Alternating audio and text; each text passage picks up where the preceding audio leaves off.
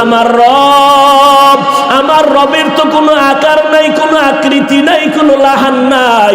হিচে কাসদার মুলকেউ আম্বাজনে কৌলে উরা লাহনে নেই আওয়াজ নেই।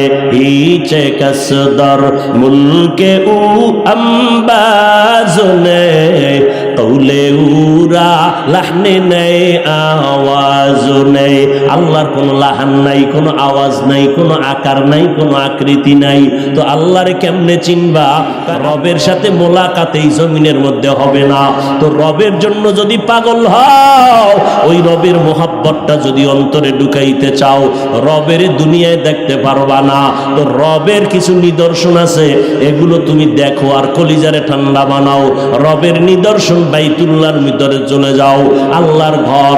ওই ঘরটার দিকে যতক্ষণ তাকায়া থাকবা, আমল নামায় শুধু সওয়াব আর সওয়াব।